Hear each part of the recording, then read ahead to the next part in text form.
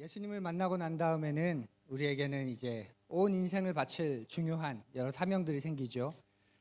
그 가운데 참 중요한 사명 가운데 하나가 우리의 인생을 마땅히 드리고 또 바쳐야 될 중요한 사명 가운데 하나가 바로 우리의 구주 되신 예수님을 소개하고 전하고 또 만나도록 이끌어주는 겁니다.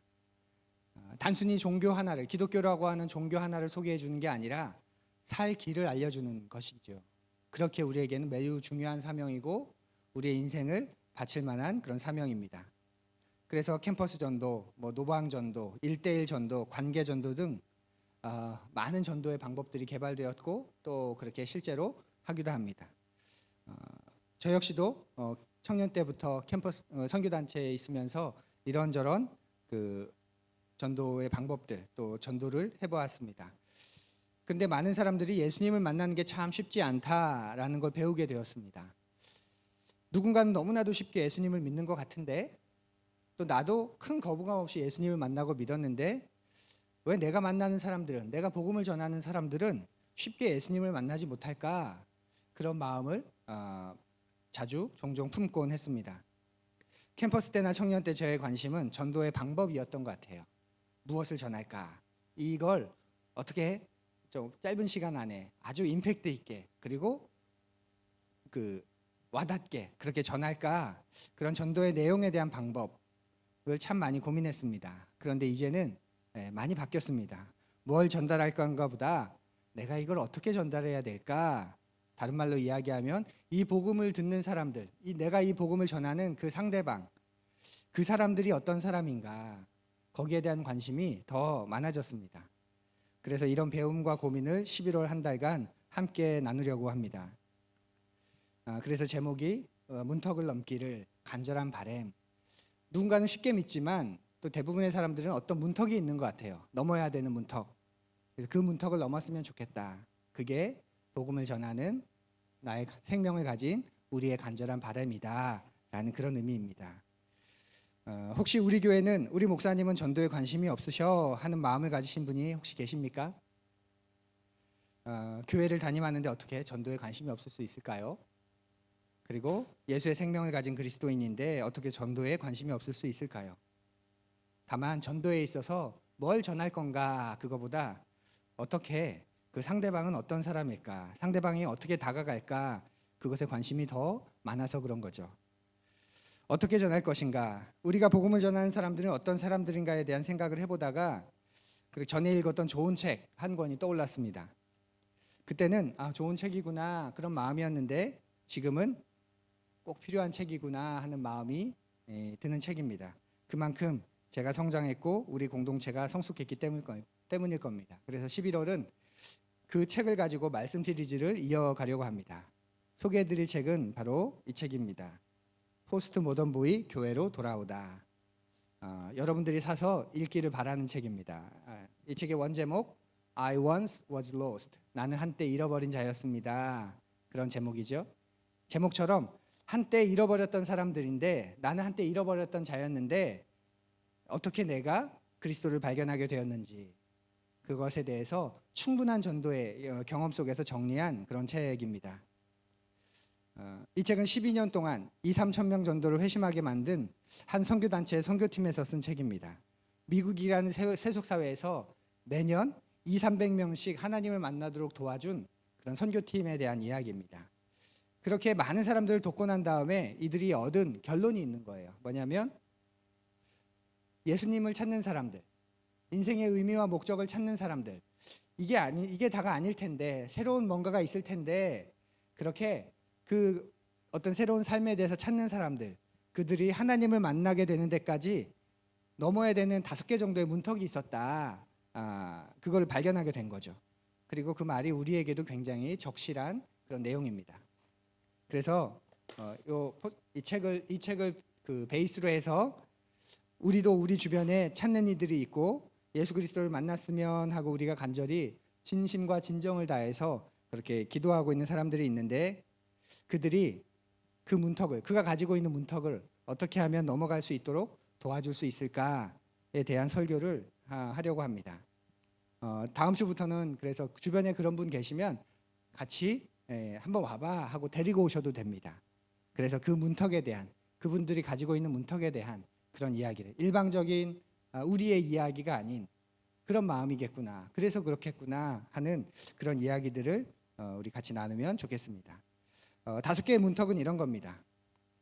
비호감의 문턱, 그리스도인과 교회에 대한 불신이 있기 때문에 그 문턱을 넘어서야 복음에 대해서 열려있는 그런 사람들이 있겠죠. 그리고 무관심의 문턱, 나는 예수님에 대해서 무관심해, 성경에 대해서 관심이 없어, 그런 사람들은 그 무관심의 문턱을 넘어야 합니다. 또 변화의 문턱, 그냥 나 이렇게 사는 게 좋아, 자신의 삶을 뭔가 변화시켜야 한다는 것에 대해서 탐탁치 않은 그런 사람들이 있죠. 그리고 방황의 문턱, 그런 이야기들은 다 나하고는 상관이 없는 것 같아, 그렇게 또 받아들인 사람도 있습니다.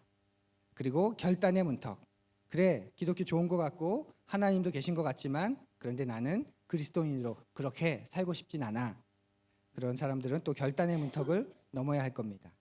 이런 5가지 문턱에 대한 이야기를 우리 함께 나누겠습니다. 오늘은 그 첫 문턱에 대한 이야기인데요, 바로 비호감의 문턱입니다. 신뢰의 문턱이라고 처음에 제목을 잡았고 녹음도 그렇게 했는데 계속 생각해 보다 보니 비호감이라고 하는 기독교에 대해서, 그리고 교회에 대해서, 특별히 그리스도인에 대해서 비호감을 가지고 있는 그런 감정의 문턱을 넘어서는 게 맞다는 의미에서 비호감의 문턱이라고 제목을 잡아보았습니다. 이들은 그 비호감의 문턱을 넘어서도록 도와줘야 되는 사람들입니다. 교회와 그리스도인에 대해 불신의 마음, 비호감의 마음을 가진 현대인들이 굉장히 많죠. 우리 주변에서도 많이 만나게 됩니다. 이런 사람들은 자기 동네에 교회가 있다는 걸 그렇게 좋아하지 않습니다. 교회라는 곳이 동네와 같이 성장해야 되는데 그저 그 교회 다니는 교인만을 위한 교회로 보이기 때문에 그렇습니다. 평일에는 주차장을 같이 쓴다든지 그러면 좋은데 그렇게 하지 않는 교회가 많죠. 그래서 교회가 점점 건물을 넓혀가고 주차장을 넓혀가요. 그런데 그게 그 동네에는 그렇게 의미가 있는 일이 아닙니다. 그저 교통체증을 유발할 뿐인, 또 교회에 대해 반감을 갖는 모습 가운데 노방전도도 빠질 수가 없습니다. 노방전도, 길거리전도, 지하철전도, 이런 것들이 너무 일방적이고 너무 무례하고 때론 폭력적으로 느껴질 정도라고 말하기도 합니다. 나는 당신이 교회를 다니건 말건 전혀 상관하지 않는데 왜 당신은 지하철 안에서 내 사생활을 이렇게 침범하냐, 그런 느낌을 받는지, 그런 느낌을 나는 떨칠 수가 없다, 그리고 이해할 수가 없다라고 말하기도 하죠. 또 우리 사회적으로는 교회가 기독교인들이 비춰지는 모습이 그렇게 건강하다 이렇게 말할 수 없는 경우도 많습니다.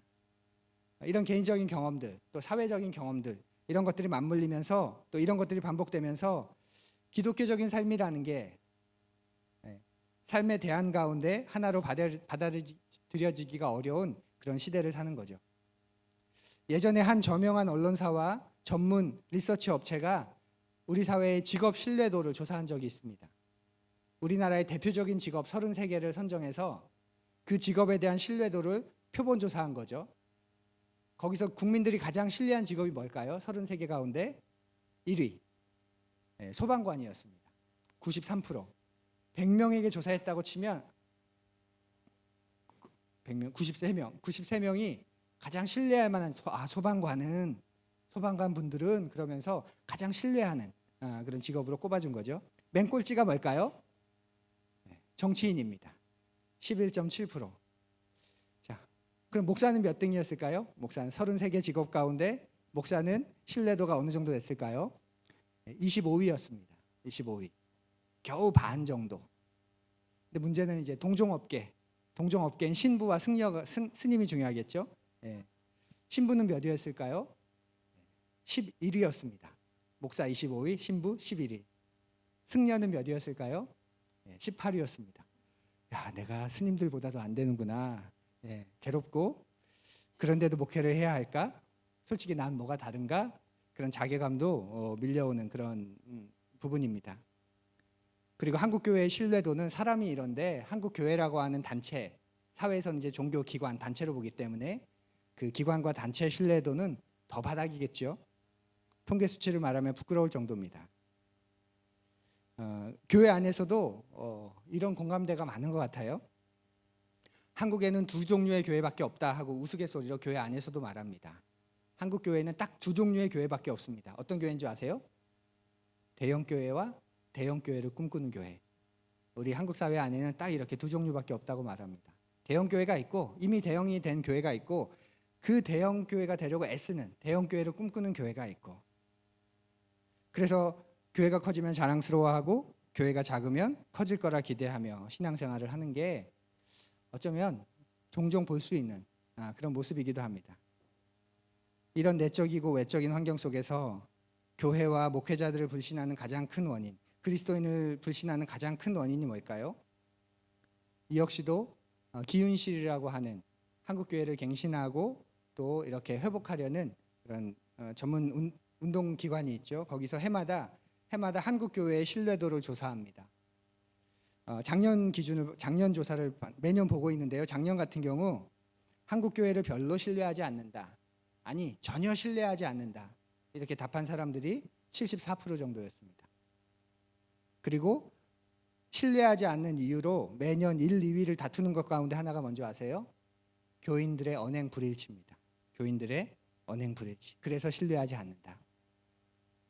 교회가 작아서 신뢰하지 않는다는 게 아니고 교회 사이즈가 너무 미미해서 신뢰가 안 간다 그런 게 아니고 주차 자리가 없고 교회 문화가 그렇게 세련되지 못해서 신뢰가 안 간다 그런 게 아니고 그런 것들은 다 누가 신경 쓰는 겁니까? 네, 교인들이 신경 쓰는 거예요. 교인들이. 믿지 않는 사람들은 그런 거에 관심도 전혀 없어요.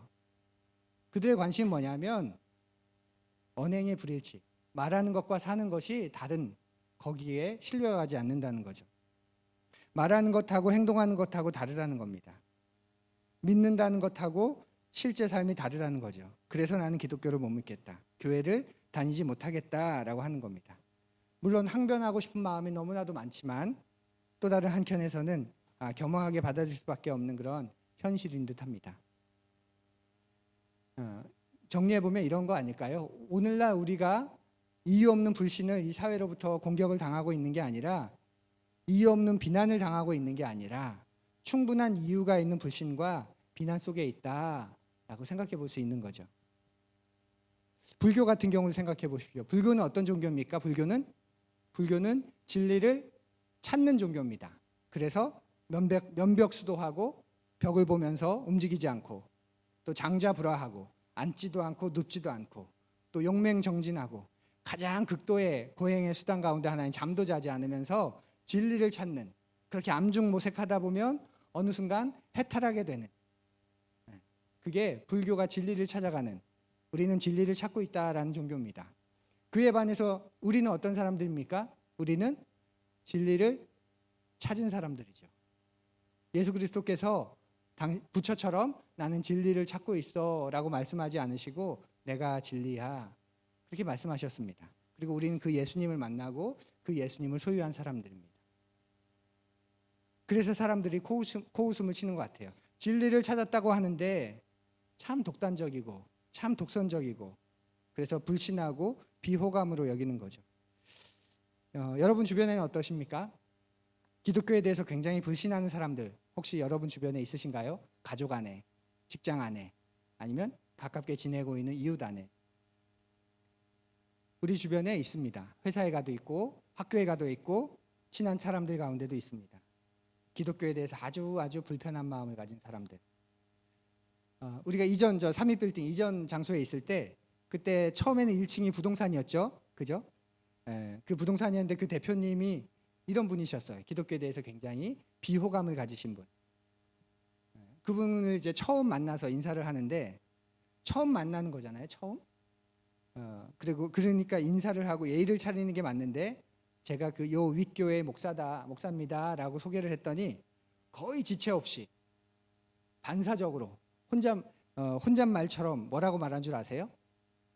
안녕하세요. 저 요 윗교회 목사입니다. 그랬더니 아 그래요? 아니 도대체 교회들은 왜 이렇게 많은 거지 참 이러는 거예요. 야 이걸 뭐 대꾸를 해드려야 되나 교단에 대해서 설명을 해드려야 되나 그랬습니다. 기본적으로 교회에 대해 반감이 굉장히 가득한 분인 거죠. 그래서 그분하고 관계를 맺는 게 참 쉽지 않았습니다. 이분의 마음을 얻는 게 어려웠습니다. 그런데 이분의 마음이 살짝 부드러워진 순간이 있었습니다. 예, 해마다 겨울이 되면 제주도에서 이제 아버지께서 귤을 보내주시는데 한 박스를 또 보내주셨길래 우리가 다 먹기에 많은 양이어서 이렇게 나눴죠. 고향이 제주도인데 이웃들이 서로 이제 판매하고 남은 상품성이 없는 귤들은 서로 나눠 먹는데 좀 잘고 약간 거친 듯 보여도 답니다. 편하게 드십시오. 그래서 드렸어요. 그리고 한 4일쯤 지났을까? 제가 그 앞을 지나는데 저를 부르더니 해맑은 미소를 지으시면서 그 귤이 정말 맛있었는데 제가 좀 살 수 없을까요? 이렇게 물어오셨어요. 파는 귤이 아니어서 얻어드리지 못했는데 우리 주변에 그렇게 기독교에 대해서 굉장히 비호감을 가진 불신하는 그런 사람들이 많습니다. 그런 사람들을 우리가 어떻게 도울 수 있을까요? 그럴지라도 무조건 진리를 선포하면 될까요? 성령께서 하실 일이니 하나님께서 하실 일이니 나는 그저 전하기만 하면 될까요? 꽤 긴 시간이 걸리게 되고 쉽지 않은 방법이 되겠지만 그래도 기독교인에 대해서 교회에 대해서 신뢰하는 데까지 이르도록 돕는 게 가장 중요한 일이 아닐까 합니다. 기독교 자체가 아니라 기독교인이라는 사람에 대해서. 그런데 그 기독교인도 TV나 매스컴에서 보는 기독교인 말고 그 바로 옆에서 살아가고 있는 기독교인에 대해서 나라고 하는 조금은 신뢰할 수 있는 또 바로 옆에 있는 교회, 그 교회에 대해서 조금은 믿을만 하구나, 한번 다녀볼 만한 것 같다라는 생각을 갖게 하는 게 필요한 거죠. 쉽지 않고 어렵고 시간도 오래 걸릴 거지만 그렇게 해야 이 비호감의 문턱을 넘을 수 있도록 우리가 도와줄 수 있을 겁니다. 그런데 그런 사람들 앞에서 우리의 반응은 어떻습니까? 가장 대번에는 방어합니다. 그런 공격을 딱 받으면 난 달라, 우리 교회는 달라, 당신이 몰라서 그래, 그게 다가 아니야, 잘한 것도 얼마나 많은데, 잘한 게 더 많은데 언론에서, 그러면서 우리가 방어적인 태도를 취합니다. 그런데 그렇게 방어적인 태도를 취해도 계속 공격해요. 그러면 나는 방어하면 또 공격하죠. 그러면 어떻게 되나요? 점점 내가 상처를 받게 됩니다. 한국 교회에 대해서 말하는 건데 나에 대한 비난으로 듣게 되는 거죠. 그러면서 계속 내 안에 피해의식이 생기게 되고 그리고 반발하게 됩니다. 그래서 결국 방어를 하다가 어떤 태도를 취할까요? 회피하게 되죠. 더 이상 상처를 받지 않기 위해서, 더 이상 내가 피해의식을 갖지 않기 위해서 그 사람을 피하게 됩니다. 더 이상 만나지 않는 거죠. 그런 말이 있어요. 그리스도인이 되면, 누군가가 예수님을 믿으면 한 5년 정도가 되면 이제 그 사람 주변에는 하나님을 믿지 않는 사람들이 없다, 이렇게 말합니다. 전도를 해서가 아니라 더 이상 그런 사람들을 만나지 않기 때문에. 예수님을 믿고 나면 점점 주변에 믿지 않는 사람들이 사라지게 되고 더 이상 만나지 않고 회피하기 때문에. 그래서 믿는 사람들만 남는다는 그런 말도 있습니다. 그래서 이제 전도를 해야 되는데 누굴 전도하죠? 누굴 전도하죠? 다른 교회 다니는 사람을 전도하는 거죠. 물론 오래 방황하고 있는 사람들, 믿음의 벼랑 끝에서 위태로운 사람들, 정착하지 못하고 불안한 인생을 사는 사람들 우리가 품어야 합니다. 그리고 그들에게도 그 주님을 만날 수 있도록 세심하게 도와주고 그리스도께로 이끌어야 합니다. 그런데 대부분은 더 이상 믿지 않는 사람들을 상대하지 않고 믿는 사람들을 하고만 지냅니다. 전도도 믿지 않는 사람들을 하는 게 아니라 다른 교회에 다니는 사람들에게 우리 교회를 소개하는 것 정도이죠. 물론 어떤 분은 끝까지 방어적인 태도를 취하지만 회피하지 않고 끝까지 그 자리를 견뎌내는 사람도 계십니다. 상처를 계속 받으면서도 그 자리에 끝까지 계시기도 합니다. 어떤 의미에서는 순교자적인 각오를 가지신 분인데 가슴 아픈 건 그래서 나중에 해피엔딩으로 끝나면 참 좋겠는데 그 중에는 많이 망가지는 그런 분들도 계세요. 제가 두 분을 알고 있는데 한 분은 유명 대학의 교수님의 아내분입니다. 이 대학은 유학을 가르치는 대학입니다. 유학으로 유명한. 그리고 이 남편이 거기서 유학을 가르치는 교수입니다. 그러니 얼마나 보수적인 사람인지 아시겠죠? 그리고 이 권사님이 집안에서 유일한 기독교인입니다. 두 아들도 아버지를 닮아서 굉장히 보수적인, 그리고 기독교에 대해서 반감을 가진 그런 청년들입니다. 문제는 그렇게 30년 가까이 남편으로부터 엄청난 신체적인 그런 폭행을 당하면서 사신 그런 분입니다. 그리고 몸에 장애를 가지게 된 겁니다. 거동도 불편하시고 약간 말하는 것도 어눌해지시고. 그러니 두 아들도 엄마를 얼마나 무시하는지 듣게 되었습니다. 그리고 그렇게 남편이 박해가 심하면 심할수록 어떻게 할까요? 더욱 교회 생활을 열심히 하는 거죠. 그러면 변화될까 봐. 또 그런 모습을 보면서 남편은 더욱 아내를 박해하게 되고 참 안타깝고 슬펐습니다. 또 다른 한 분도 믿지 않는 남편으로 인해 평생을 고생하신 분인데 남편의 언어폭력, 무시, 천대, 조롱, 비난 이걸 다 짊어지고 사신 분입니다. 그런데 놀라운 일이 일어났습니다. 남편이 진심으로 회개하고 예수님을 영접한 거예요. 자신의 인생을 회개하고 용서를 구하고 아내를 존경하면서 예수님을 따르는 삶을 살아가기 시작한 겁니다. 그런데 1년도 채 되지 않아서 암으로 이 아내분이 이 집사님이 돌아가셨습니다. 왜냐하면 평생을 극도의 긴장을 가지고 사셨던 분이었습니다. 남편의 구원 하나만을 바라보면서 얼마나 긴장하면서 자신을 조롱하고 비난하고 언어로 폭력을 일삼는 그 남편 앞에서 극도의 긴장으로 얼마나 그렇게 사셨는지 모릅니다. 그런데 남편이 극적으로 회심하고 나니까 온 정신과 온 몸에 있던 긴장이 풀리면서 암이 급속도로 급속하게 생기면서 1년도 안 돼서 돌아가신 분입니다. 그 가족과 주변에 있는 사람들이 이 남편을 얼마나 예수님 만나서 참 좋아해야 되는데 또 이 집사님의 그 모습을 보면서 얼마나 원망스러워했는지 모릅니다. 회피하지 않고 견디는 분들, 존경하고 그 진심과 진실에는 추호의 의심도 없지만 그 끝에는 많이 망가지시는 분들도 계세요. 특별히 정신적으로 건강해지지 못한 경우도 많이 있습니다. 나중에는 견디다가 정신이 피폐해지고 오히려 완전히 사람들을 회피하는 그런 분들도 종종 계십니다. 참 어려운 문제가 아닐 수 없지요. 회피할 수 없는 상황 우리가 충분히 이해할 수 있습니다. 특별히 예수님을 믿고 나면 가치관이 달라지기 때문에 함께하는 게 쉽지 않아요. 그게 정상입니다. 만나서 연예인 이야기도 한두 번이고 집값 이야기도 한두 번이고 자녀 학원 이야기, 입시 이야기 그것도 한두 번이지 만날 때마다 그런 이야기를 하면 계속하면 소화하기가 쉽지 않습니다. 또 심한 경우에는 내가 기독교인인 걸 알면서도 내가 교회 다니는 걸 알면서도 기독교와 교회에 대해서 공격하기 시작합니다. 그러면 솔직히 피하게 되죠. 혹시 여러분 가운데 믿지 않는 사람들과의 관계가 거의 끊어져 있다. 내 주변에는 그러고 보면 믿지 않는 사람들이 거의 없다. 그런 분이 계시다면 생각을 한번 해보셔야 합니다. 이렇게 방어하고 회피하고 그 다음에는 판단하는 것 같아요. 주로 저 같은 사람들이 많이 판단하죠.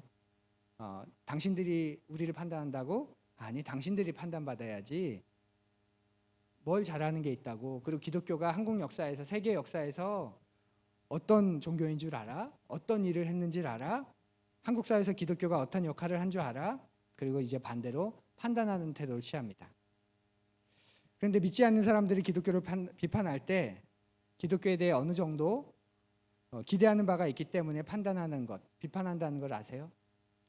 생각해 보십시오. 사회가 우리가 조폭에 대해서는 비판하지 않습니다.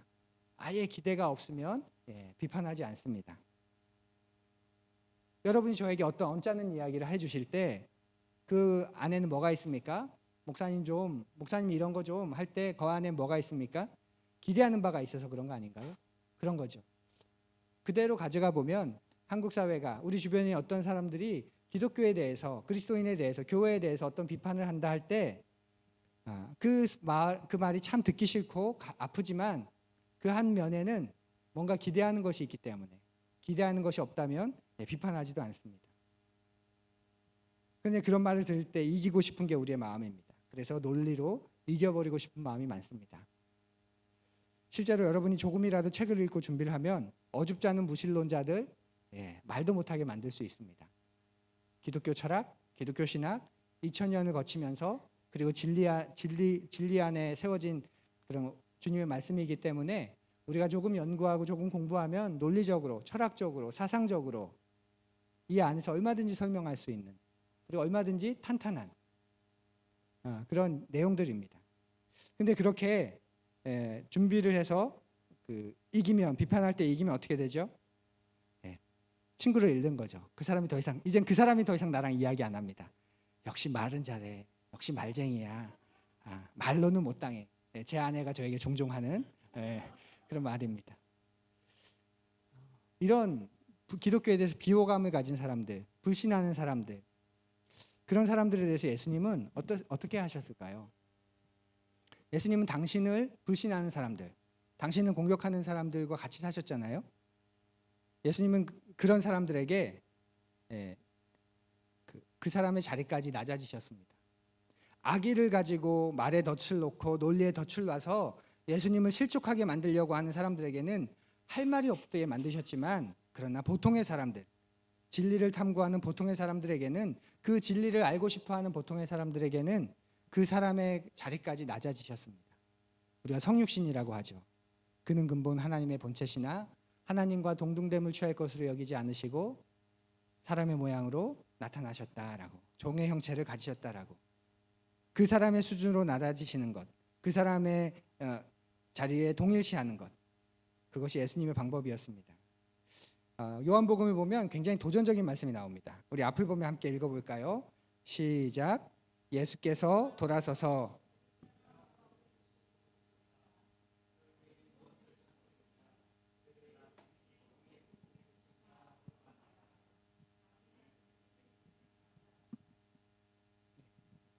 와서 봐라. 이게 예수님의 방법이었습니다. 그래서 제자들은 예수님께서 묵고 계시는 모습을 보고 함께 지내고, 예수님은 그들과 낮아지신 정도가 아니라 한 단계 더 나아가서 그들을 품에 안으시는 거죠. 그래, 와봐라. 내가 사는데 와서 한번 봐라. 같이 지내자. 내가 뭘 숨길 게 있겠니? 숨길 거 없어. 그냥 와서 봐. 그리고 한번 살펴봐. 들여다봐. 이게 예수님의 모습입니다. 방어하고 상처 입고 그래서 회피하고 판단하고 논쟁하시는 모습이 아닌 거죠. 낮아져서 그들의 입장이 돼주시고 두 팔 벌려서 그들을 가슴에 안으셨습니다.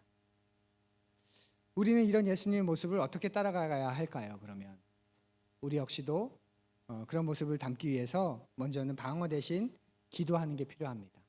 방어하려고 너무 애쓰지 마시고 기도하는 게 먼저 필요합니다. 우리의 신앙이 공격받는다고 생각될 때, 교회를 비난한다고 생각될 때 거기에 대해서 즉각적인 반응을 하지 마십시오. 부정적인 반응에 대해서 즉각적으로 대응하지 마십시오. 싸움밖에 되지 않습니다. 그냥 기도하십시오.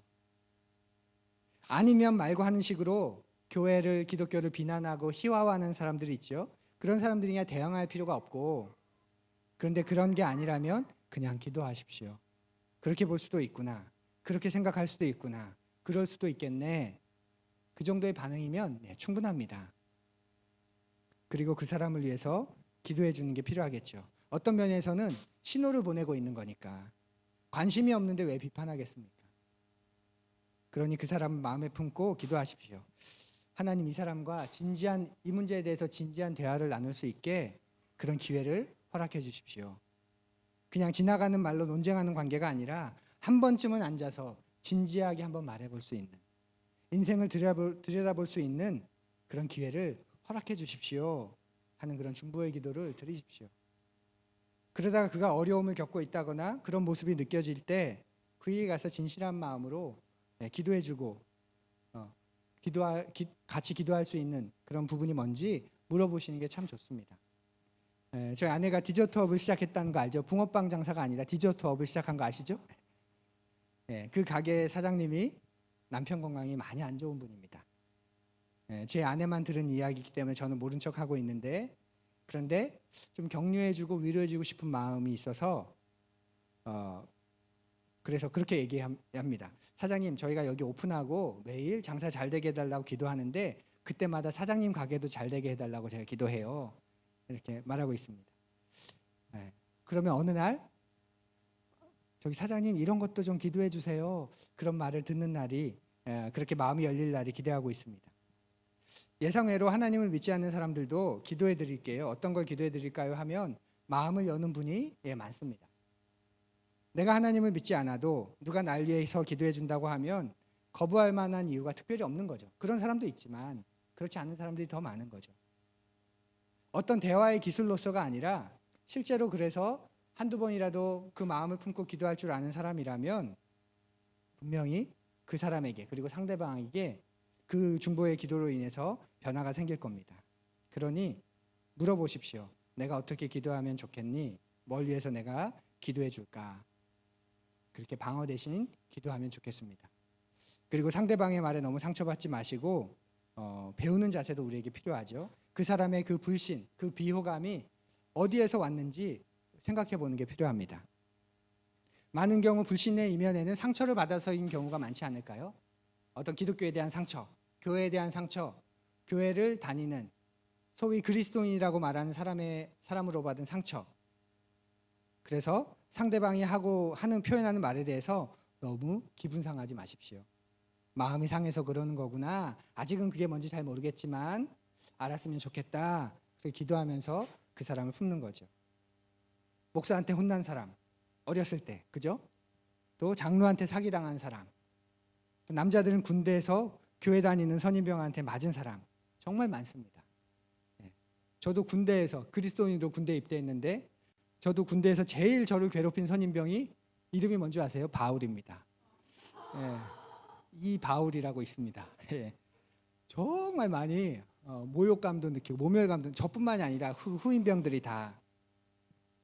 그러니 누가 교회를 다니고 교회 다니는 저도 주일에 교회 간다 그러면 같이 안 갑니다. 그러니 그들이 가지고 있는 비호감과 불신 분명 어딘가에서 왔을 겁니다. 우리가 그걸 생각해 보는 게 필요하겠죠. 기독교인이라는 이름표를 가진 사람으로부터 상처를 많이 받았을 수 있고 그래서 우리가 그걸 이해해 줘야 됩니다. 거기다 대고 대신 그 상대편의 편을 들고 그걸 설명하고 설득하려고 하면 그에게는 아마 나도 똑같은 사람이 되지 않을까요? 그러니 그냥 들어주십시오. 듣는 것보다 더 좋은 방법이 없습니다. 부분적으로 동의하는 부분도 있고 전혀 동의되지 않는 부분도 있을 테지만 동의하는 부분에는 맞아 나도 그런 마음을 가지고 있어. 그리고 동의되지 않는 부분에게는 그런 생각이시군요. 그게 그 정도면 충분하고 그것보다 더 좋은 건 없다는 생각입니다. 또 때론 질문에 답해 줄 필요가 있죠. 그가 진지하게 물어보는 사실이라면 그럴 땐 그냥 믿어봐가 아니라 마트에 가서 우리가 뭘 사도 이것저것 살피는데 그냥 믿어봐 그렇게 말하기는 너무 우리가 궁색하잖아요. 몰라서 그런다면 그래 내가 한번 공부해 볼게. 말 듣고 나니 나도 궁금하다. 아니면 우리 목사님한테라도 한번 내가 물어서 다음번에 한번 우리 얘기 나눠보자 하고 약속을 잡는 것. 다음번 모임으로 이어가는 것. 그것도 굉장히 지혜롭고 부담스럽지 않은 그런 방법입니다. 그리고 기독교 2000년 역사 안에 그것에 대한 해답과 고민들이 다 들어 있습니다. 우리의 역사가 2000년입니다. 그것보다 더 오래되죠.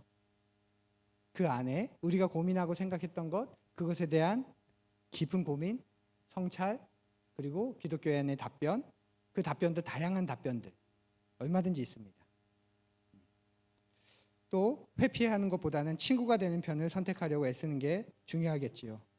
친구가 되기 위해서는 관심 있다고 호감을 보이는 겁니다. 선물이 좋다고, 이 책은 선물이 좋다고 말합니다. 그 안에는 기독교가 하나도 없기 때문에. 거기엔 기독교도 없고 성경도 없고 하나님도 없고 그냥 선물일 뿐이고 관계를 쌓는 우정 쌓기일 뿐입니다. 사람 대 사람이 만나는 거니까 그렇죠. 저도 그 사장님께 매일 붕어빵을 드립니다. 그 아이들에게. 뭐라고 하면서 주냐면 그냥 주면 부담스러워하니까 우리도 뭐 하나 줘야 되나 그런 마음 느낄 수 있잖아요. 그래서 사장님 붕어빵은 사랑입니다. 이러면서 하나씩 드립니다. 또 다음 주에는 그 첫째 아이가 이제 고3이라 이번 주에는 수능을 보는데 수능 잘 보라고 마라탕 한 끼 값을 이렇게 주려고 하고 있습니다. 그러니까 진심을 계속 표현해 주는 거죠. 가게 테이블이 안 맞아서 테이블 균형도 맞춰드렸고 또 그 집에서 어묵하고 저희는 붕어빵을 하니까 어묵 먹으면서 기다리십시오 하고 호객도 하고 그렇게 계속 친구가 되는 편을 선택해 주는 거죠. 그러면 어느 날 그분도 마음을 열고 자기의 이야기를 저에게 혹은 제 아내에게 하는 날이 있지 않을까요? 그러니 사랑하는 푸른이 여러분 도망가지 말고 회피하지 말고 그들과 함께 삶의 현장을 공유해 보십시오. 수영장을 다니시면 수영만 배우고 나오지 말고 수영 배우는 사람들하고 함께 얘기해 보십시오. 에어로빅을 다니면 끝나고 함께 커피도 마시고 관계를 가져보십시오. 회피하지 마시고 하나님을 믿지 않는 사람들하고 함께하는 거 시간 낭비라고 여기지 마시고 오히려 거룩한 부담감을 가지고 주변에 있는 사람들하고 시간을 공유해 보십시오. 특히 어려움이 있을 때 참여하십시오. 인생에 고통이 많습니다. 고통을 겪고 있는 사람들에게 가서 같이 울어주는 것처럼 그리스도인이 할 수 있는 가장 좋은 친구가 되어주는 방법이 없습니다. 그러기 위해서는 계속 관계를 맺어 나가야 되겠죠. 그리고 판단 대신에 긍정해 주시면 좋겠습니다. 오늘 말씀이 그런 대표적인 말씀 가운데 하나입니다. 우리는 상대방에 의해서 잘못된, 특별히 기독교에 대해서 불신하고 비호감을 가진 사람들이 어떤 이야기를 하면 그 말에 있어서 잘못된 부분을 찾아서 바로잡아주려고, 고쳐주려고 하는 그런 본성이 강합니다. 그런데 그것 말고 긍정할 수 있는, 또 공감할 수 있는 그런 부분을 찾아서 그쪽으로 이끌고 가는 게 더 지혜로운 방법이라고 말하죠. 건강하지 못한 사람은 늘 틀린 걸 찾고 아닌 걸 찾아내려고 한다고 말합니다. 부부관계가 서먹서먹하거나 좋지 않을 때 어떻습니까? 늘 안 좋은 부분을 말할 수밖에 없죠. 당신은 늘. 근데 부부관계가 깊어지고 친밀하면 어떤가요? 그냥 긍정해주고 격려해주고 그런 마음이 되지 않을까요? 바울이 오늘 그렇습니다. 아테네로 선교여행을 갔는데 셀 수도 없을 만큼의 신전을 보게 됩니다. 근데 거기에 대해서 우상숭배에 운운하지 않고 그런 분노감은 있지만 그런 걸 운운하지 않고 뭐라고 말하냐면 여러분들은 참 종교심이 많군요. 참 심심이 많으신 분들이군요. 내가 다니다 보니 여러분들이 알지 못하는 신에게까지 제단을 쌓고 그를 경배하고 예배하려는 모습을 제가 본 게 참 너무나 놀랍습니다. 제가 그 알지 못하는 신 가운데 한 신을 여러분에게 소개해 드리려고 합니다. 그렇게 말하는 겁니다. 공통의 분모를 찾는 거죠. 현대인들에게도 그렇습니다.